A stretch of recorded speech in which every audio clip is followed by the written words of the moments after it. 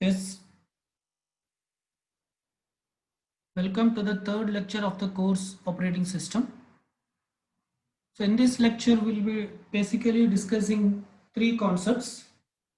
The first thing we'll be discussing is the storage structure in a computer system. And then we'll be discussing about cache memory.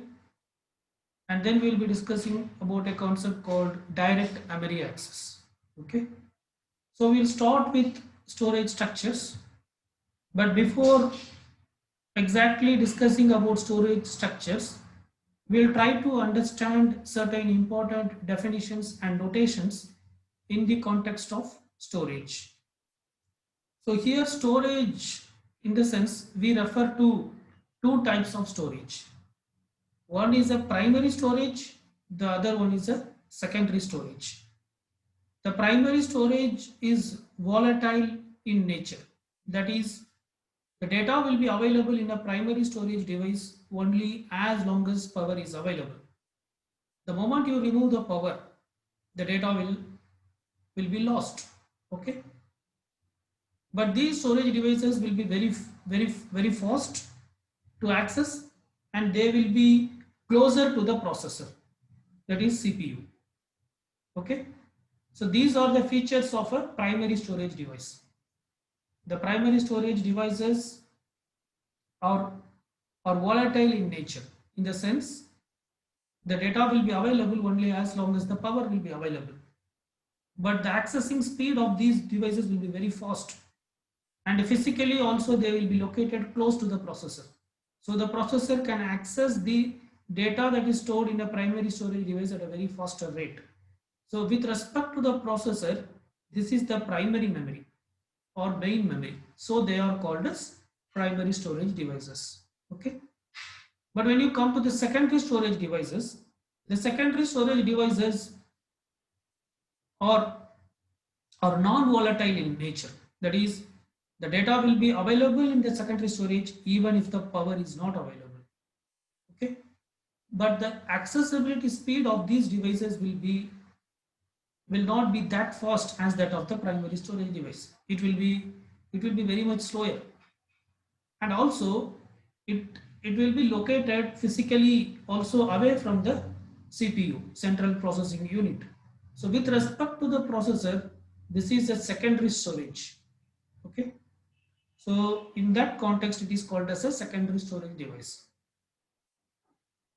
A typical example for primary storage device is RAM, random access memory, and a typical example for secondary storage device is hard disks or CD disks, okay, compact disks, all such things. Okay, fine. So with this understanding, let us move into the storage definitions and notations. The basic unit of storage in a computer system is called as bit. Okay, this is the basic unit of storage in a computer system. A bit can hold two possible values. Either it can be 1 or it can be 0. So 1 represents something is on and 0 represents something is off. And a collection of 8 bits is called as byte. A collection of 8 bits is called as a byte. And a collection of 1024 bits is called as 1 kilobyte. And 1024 kilobytes is called as 1 megabyte. And 1024 megabytes is called as 1. And 1024 gigabyte is called as 1 terabyte. And 1024 terabyte is called as 1 petabyte. It goes on like this. There is no stop in this. Okay, it goes on like this. So technically or academically, we say that 1024 byte is 1 kilobyte, 1024 kilobyte is 1 megabyte, and 1024 megabyte is 1 gigabyte, like that. But in commercial aspect, this 1024 is rounded off to 1000. So if you meet any commercial vendors, their language will be a little different, and they will be considering 1000 byte as 1 kilobyte, and 1000 kilobyte as 1 megabyte, and 1000 megabyte as 1 gigabyte. and 1000 gigabyte as 1 terabyte and so on. Okay. There is another terminology with respect to storage, and that is called as word. And the size of a word varies with respect to the type of the computer. If the computer uses a 64-bit register and if it uses 64-bit uh, memory addressing scheme, then the word size of the computer is called as then it is called as a 64-bit word computer. Okay. If the computer uses 64-bit registers and 64-bit for memory addressing, then such a computer is said to be a 64-bit computer. Okay. But if a computer uses 32-bit register and if it uses 32-bit memory addressing scheme, then the word size of that particular computer will be 32 bits. Okay. If a computer uses 16-bit registers and if it uses 16-bit addressing scheme for referring to the memory, then the word size of that computer is 16 bits. Okay. So the size of the word is not constant. The size of the word is actually decided by the register size and the memory addressing scheme. Okay. Whereas these sizes are constant. Bit, there is no change in byte. A byte is always 8 bits. A kilobyte is always 1024 bits. Of course, in commercial angle, 1000 bytes is called as 1 kilobyte. That is different. Okay. And 1024 kilobyte is 1 megabyte and 1024 megabyte is in 1 gigabyte. But that is not the case with word. In some computer, the word size may be 32 bit. It means it uses 32-bit registers and it uses 32-bit addressing to refer to memory. In some other computer, the word size may be 64-bit. It means it uses 64-bit registers and it uses 64-bit addressing scheme to refer to memory. Okay. So this is what word means, right? So having understood these basic definitions and notations with respect to storage, now let us go to the storage structure. So let us try to understand the storage structure with this particular diagram. Okay.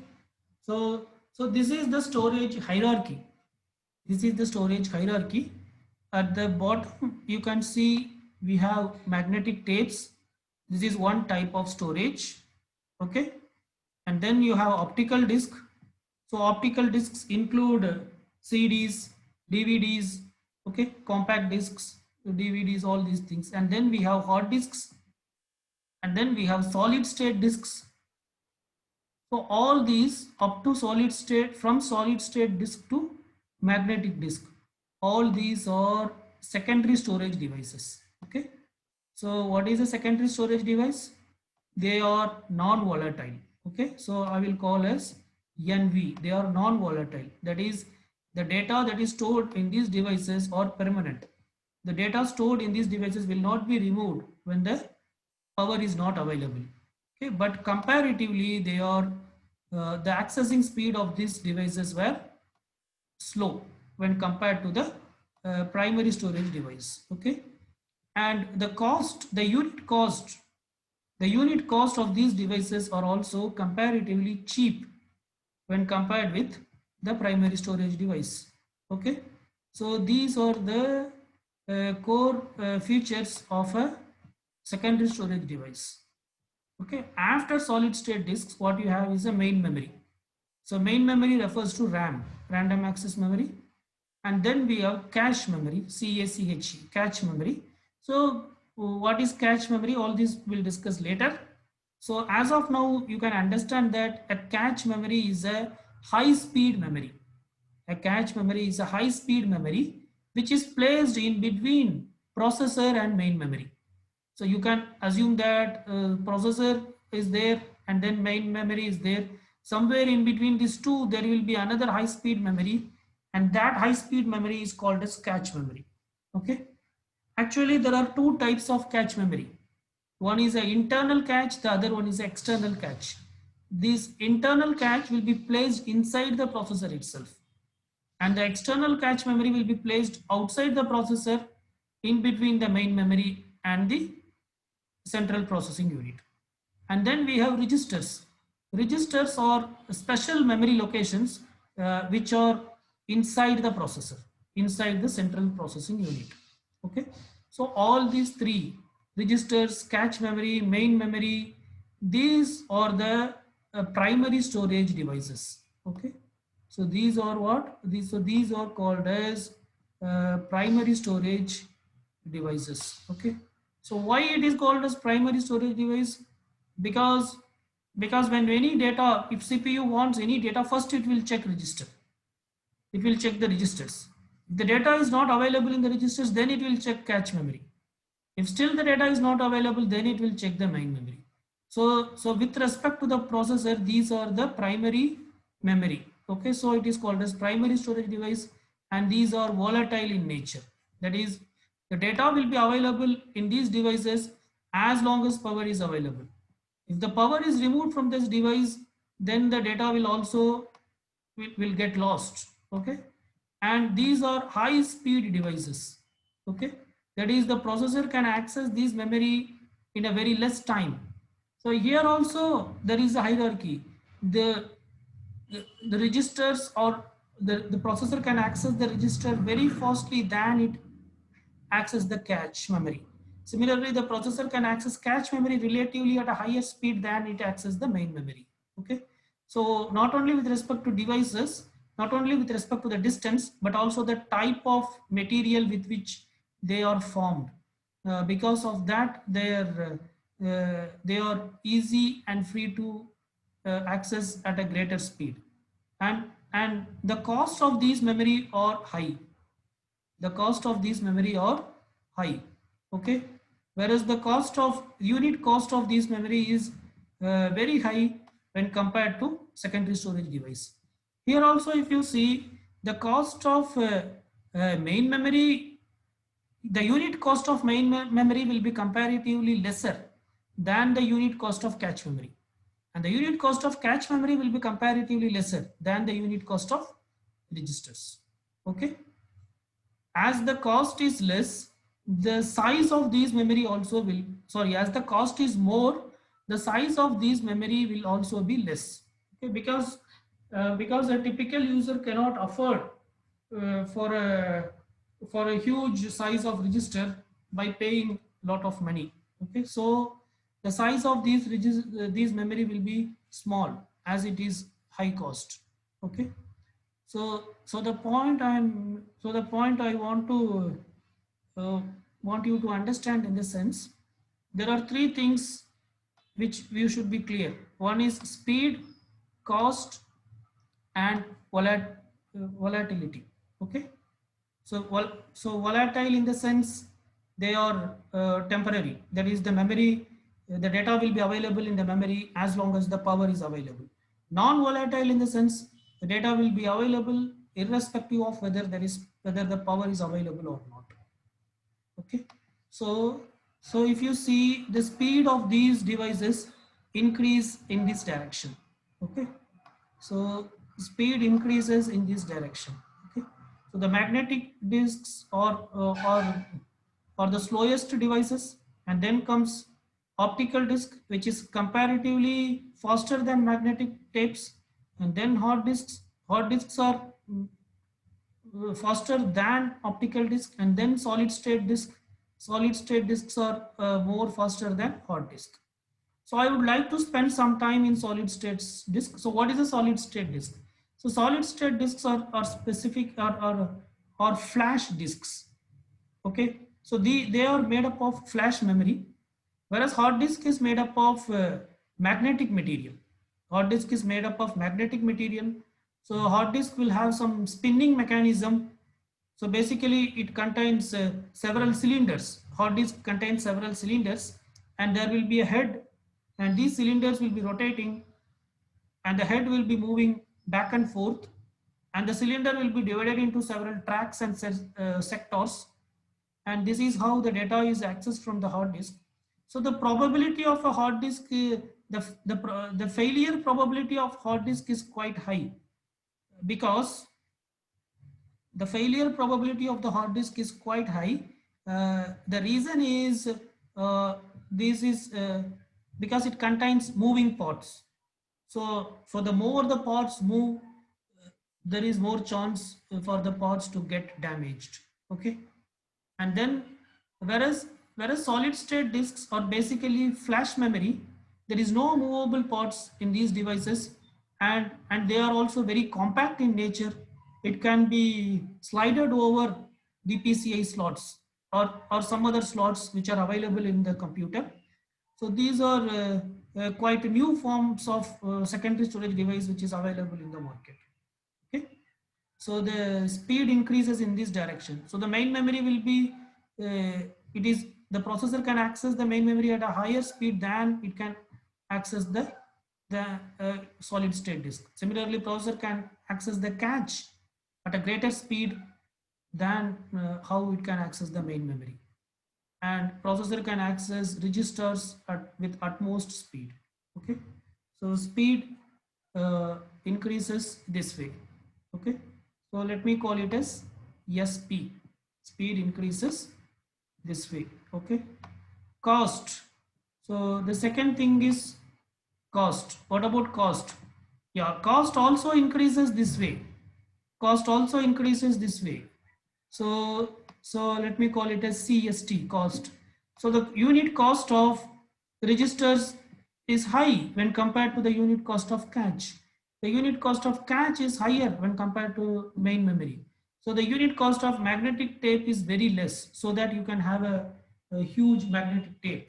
Okay, a typical user normally will not have a magnetic tapes, but normally in industries there will be magnetic tape for storing backup contents. Okay, so optical discs or what do you call, or the cost is also, its cost is also less. Okay, but the unit cost of optical disc is higher, comparatively higher than magnetic tapes. Okay, and the unit cost of hard disk is comparatively higher than optical disk. Okay, so the cost also increases this way. So as you go up the hierarchy, the cost keeps increasing. As the cost keeps increasing, you cannot afford to have a huge memory. So that is the reason the size is decreasing. Okay, and then comes volatility. Okay, so which is more volatile and which is less volatile. Again volatility also goes in this direction. Okay, so if you, so this is, so magnetic tapes are less volatile, whereas registers are highly volatile. All these three are basically volatile. Okay, these three are volatile, that is registers, cache and main memory. That is, the content will be available only as long as the power is available. Whereas solid state, hard disks, optical disk and magnetic tapes, these are non-volatile. That is, the content will be available irrespective of the, what you call, the power is available or not. Okay. So with these three parameters, we can, I think, understand the nature of these devices. Okay. So I can draw another line in this direction with respect to the size. So size of the devices. So size of the devices typically increases this way. Okay. So if you see, so the size of the registers is very small, whereas the size of the magnetic tape is very high. Okay. So that is the basic understanding about storage device hierarchy. Fine. So this is the overview of it. I hope you have understood. So now let us discuss about cache memory. What is a cache memory? As I have already told you, cache memory is a high speed memory. Cache memory is a high speed memory which is placed in between processor, that is central processing unit, and the main memory. Okay. So when the CPU wants some data, if the CPU wants some data, first it will check whether the data is available in the register or not. Okay, if the data is available in the register, the CPU will take the data from the register and it will use that data, right? That's it, nothing else. If the data is not available in the register, then what the CPU will do in the sense, the CPU will check whether the data is available in the cache memory or not. If the data is available in the cache memory, then it will take. Otherwise, it will go and check the main memory, whether the data is available in the main memory or not. If the data is available in the main memory, it will use it. The data is not available in the main memory, then it will check uh, either the solid state disk or the hard disk, depending on the nature of your computer. If your computer uses solid state disk, then it will check the solid state disk. Otherwise, it will check the hard disk whether the data is here or not. If it is here, if it is there in any one of the device, it will use. Otherwise, it won't. Otherwise, it means it will go and take the if the data is in the main memory, the processor will take the data. Otherwise, it has to retrieve the data from the hard disk. Okay. So this is how data is accessed from the storage devices, right? So now let us see. Assume that the computer is trying to load some program from hard disk. Okay. So let us assume my computer has a hard disk. So the computer loads that program from hard disk to main memory. Okay, it keeps the program in the main memory, right? Let us assume the size of the program is, let us assume the size of the program is 1 GB. Okay. The size of the program it is loading is 1 GB. Okay. Fine. But let us also assume that my memory capacity, the RAM capacity is also 1 GB. My system RAM capacity is also 1 GB. That is, it cannot hold more than 1 GB of data. As you already know, some part of memory will be used for storing some operating system related things, some interrupt service routine. So even though you have 1 GB memory space, the CPU cannot give the entire 1 GB memory space for some program. Okay, because some part of the hard disk has to be used by operating system related routines will be always stored in some part of the hard disk. So leaving that, let us assume that the free space available in the main memory is 600 MB. Okay, let us assume this free space available is 600 MB. Okay, so if the free space is 600 MB, but the program, the processor is trying to access is 1 GB. So it means it cannot access the entire program. It can only access the part of the program. So it will not access the full 1 GB content. It will just access the 600 MB of that particular program, which the operating system thinks as the important part of the program. So that 600 MB content alone will be moved to main memory. Okay, is it clear? Now let us assume that the cache memory size is, let us assume that the cache memory size is 100 MB. Let us assume that cache memory size is 100 MB. Now what the processor will do in the sense, from this 600 MB, which from the 600 MB of content, which is loaded from the hard disk to the main memory, the operating system will try to understand which is the 100 MB which is more important. So that 100 MB, that more important content 100 MB, that will be stored in cache memory. Okay, that will be stored in cache memory. Okay, fine. So that important 100 MB content will be stored in cache memory. Okay, from cache memory, let us assume that there are some 4, 5 or 10 important data items that the CPU access very frequently. So now what the operating system will do in the sense, it will move those 10 data items to the registers. Okay, so I think you got the point. Actual program which the operating system wants to load is 1 GB memory. but we don't have that much memory in the RAM. The entire memory capacity is 1 GB and the free memory that we have is 600 MB. So operating system cannot load the entire 1 GB, rather it just loads the 600 MB of content which it feels is important. Okay. Again, from this 600 MB, it will move the most frequently accessed 100 MB contents to cache. Again, from this 100 MB, it will move some 10 data items which are most frequently used by CPU to registers. Okay. Now, when CPU requests for any new data item, any new data from this particular program, what the operating system will do in the sense, operating system will first check the register, whether the data is available in any one of these 10 registers or not. If the data is available, it will give it to the CPU. If it is not available, then it will come to the cache and it will check. Out of this 100 MB, is it available or not? Whatever the data is requested by the CPU. If it is not available, if it is available, it will fetch from the cache memory and it will be given to the CPU. That is what the operating system will do.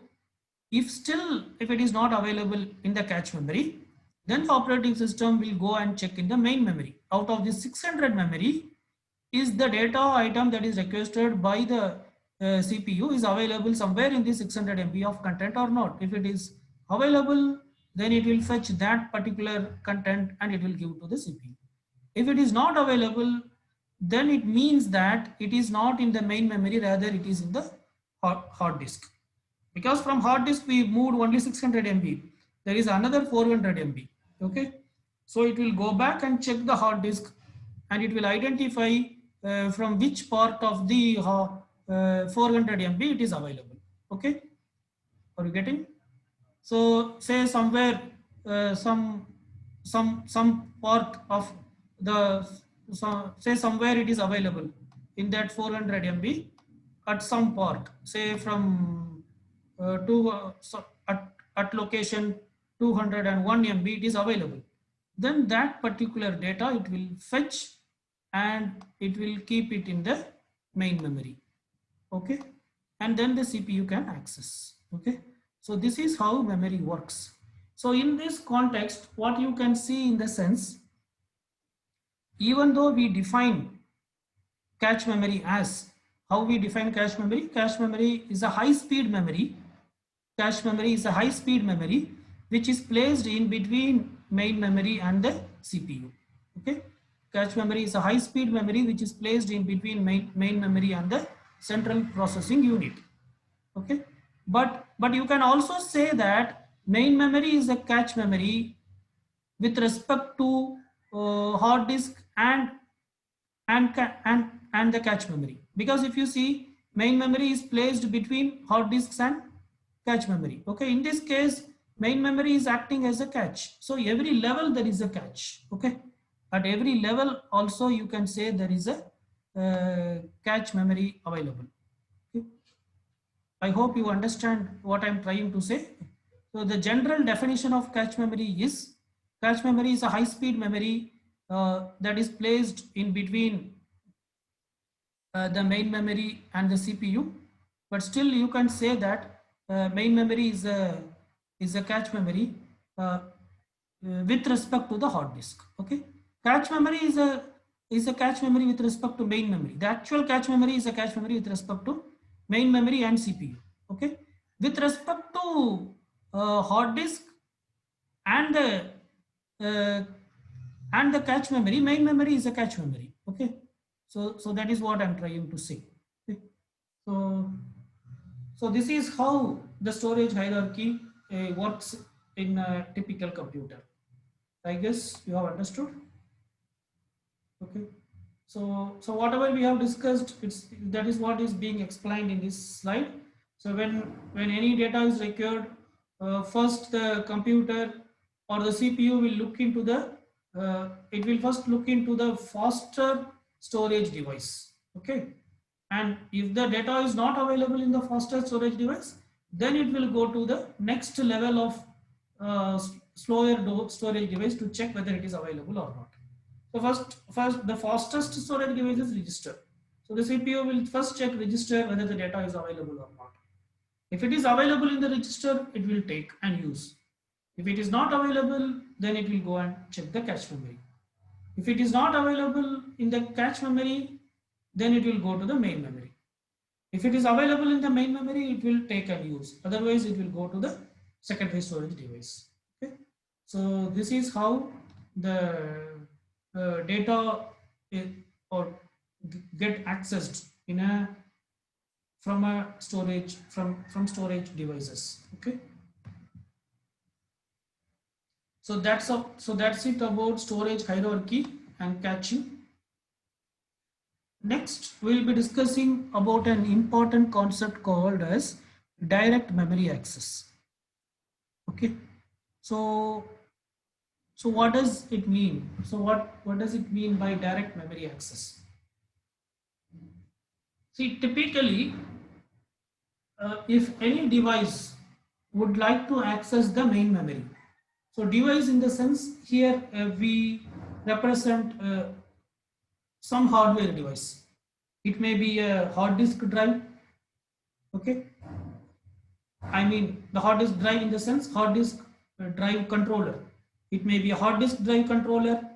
It may be a graphics adapter. It may be a network adapter. Okay, if any of these devices wanted to access the main memory, they normally they cannot access directly. They will get it accessed through the processor. They will get it accessed through the processor. So first they will create an interrupt to the processor. That is, they will send this particular device will send a signal to the processor that we want to access main memory to read this much amount of data or to write this much amount of data. Like that they will place a request. Okay. Then the CPU will, then actually that particular job will be done by the CPU. Okay. So this is how a typical memory accessing works. So you can see this diagram.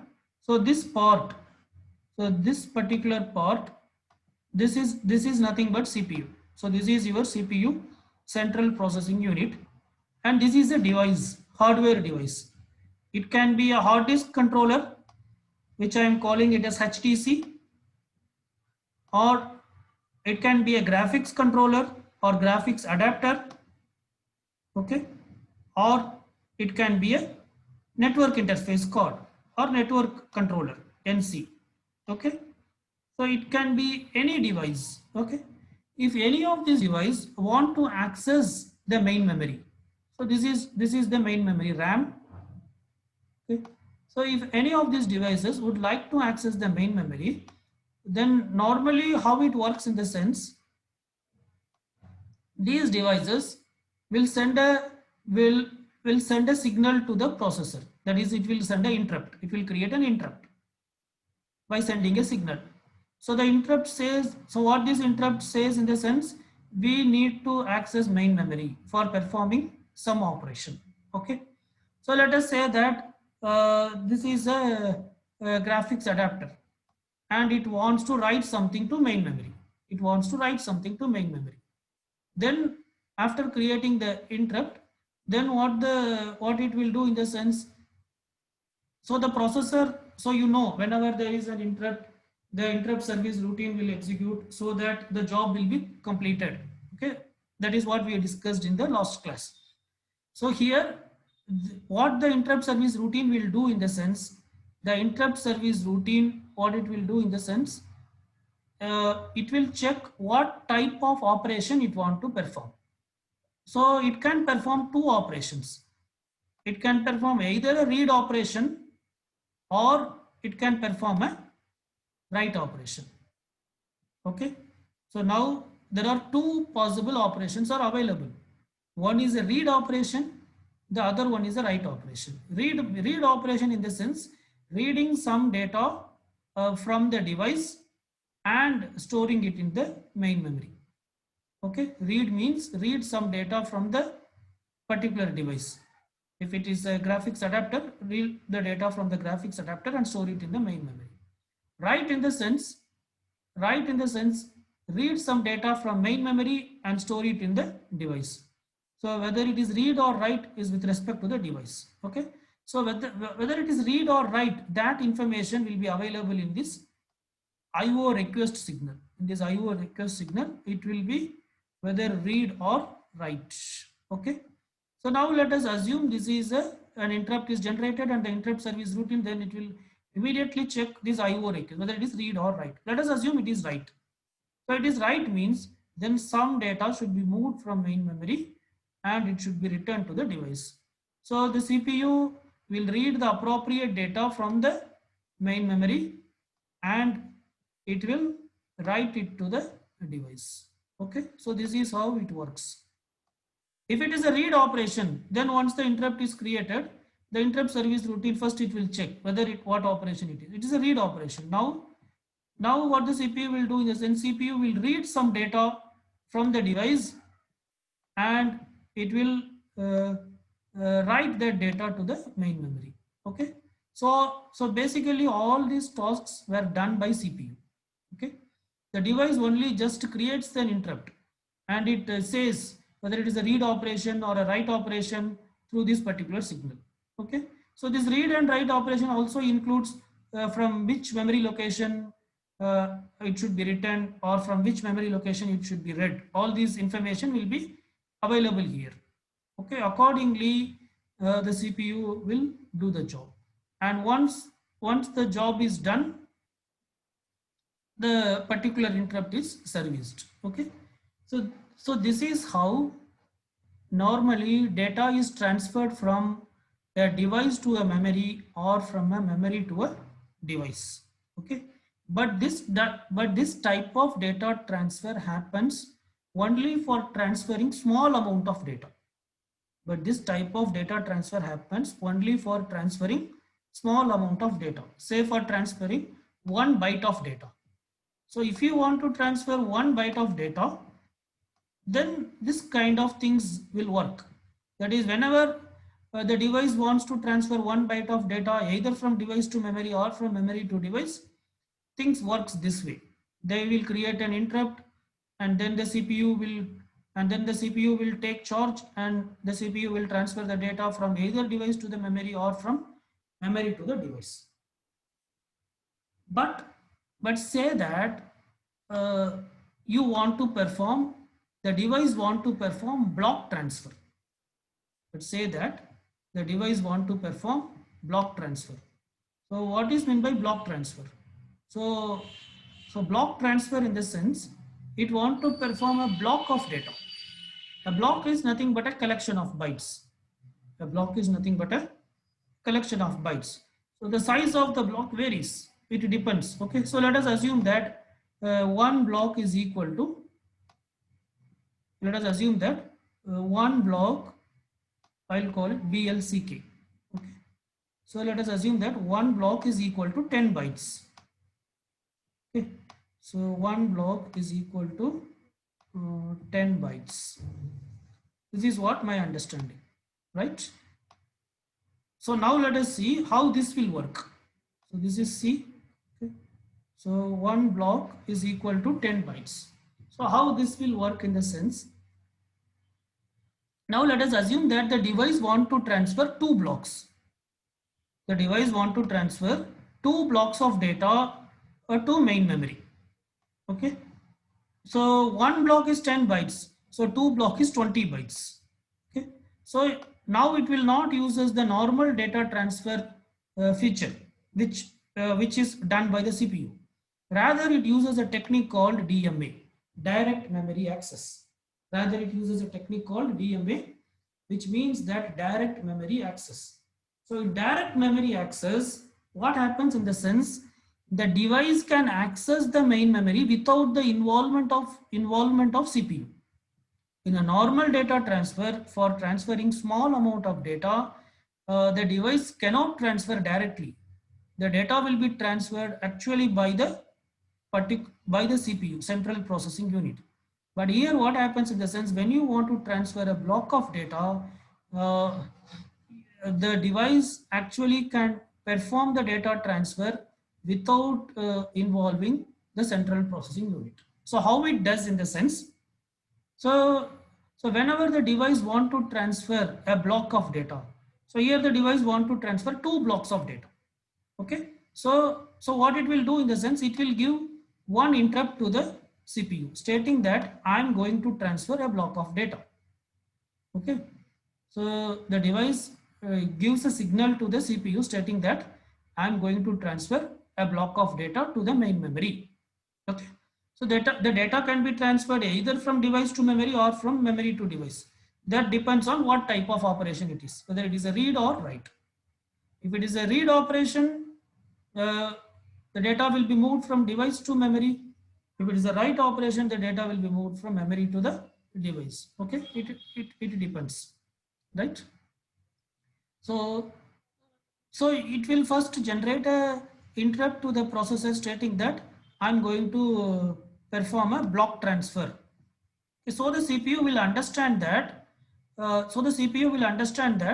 The device, some device is going to use the system bus for accessing the main memory. What is a bus? See, bus is a communication channel to access the main memory. Bus is nothing but a communication channel to access the main memory. Okay. And in a normal computer, there will be only one bus available. So only one device can use the bus. If CPU is using the bus, then some other device cannot use the bus. If some other device is using the bus, then CPU cannot use the bus. Okay. So I will try to draw here. See, this is, say, assume this is the memory. Okay, main memory. I'm calling it as M. Okay. And here we have, say, CPU. I'll call it as C. And then say we have hard disk controller. I'll call it as H.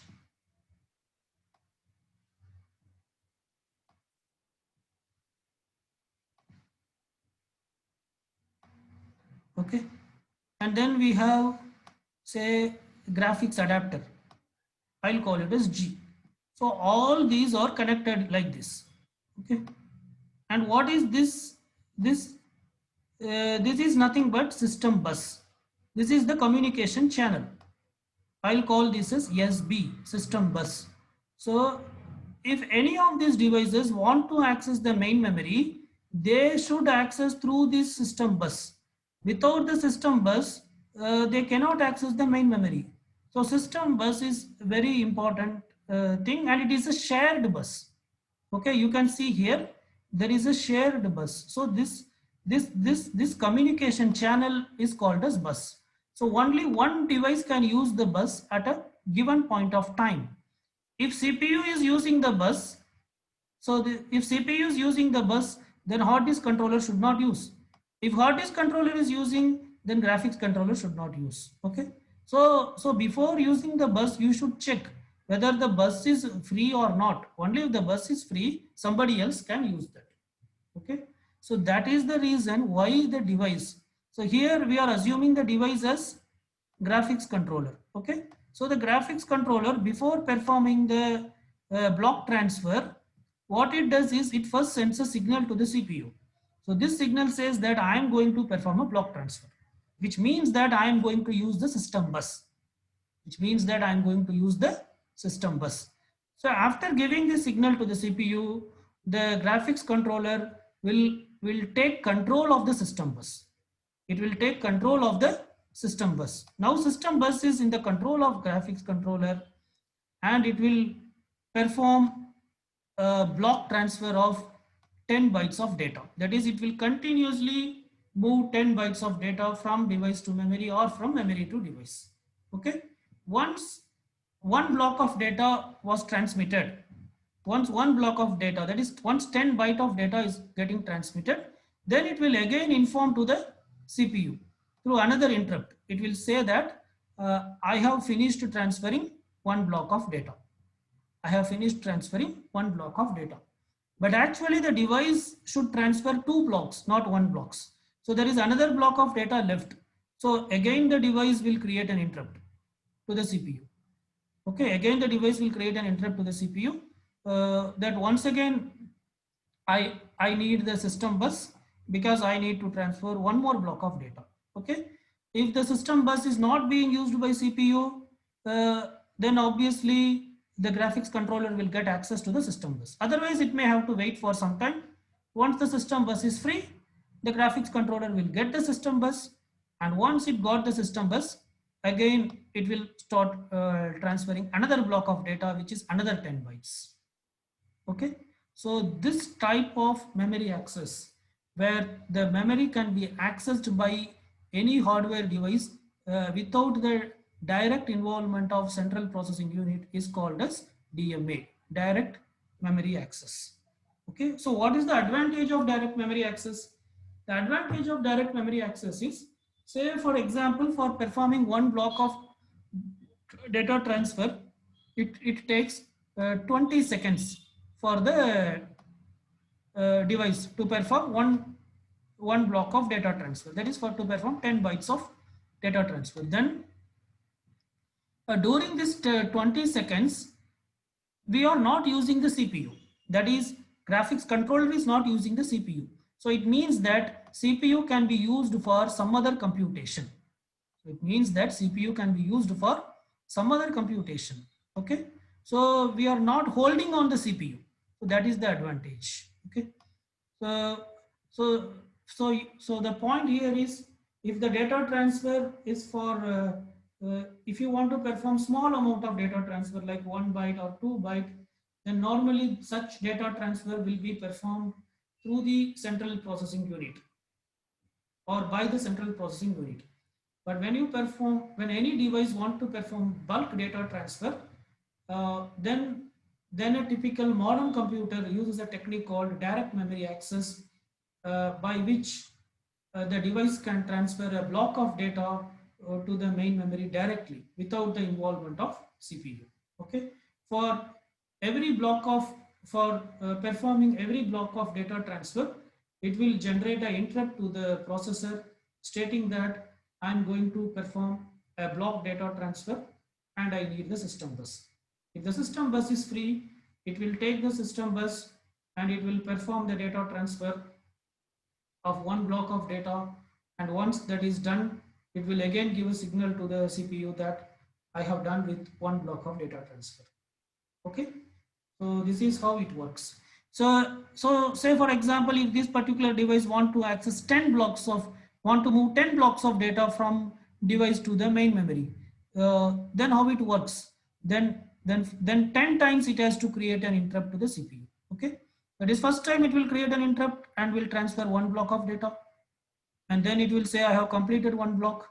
Then second time it will create an interrupt and it will transfer another block of data, then it will say I have completed that. Like that it will proceed. Okay, so this type of uh,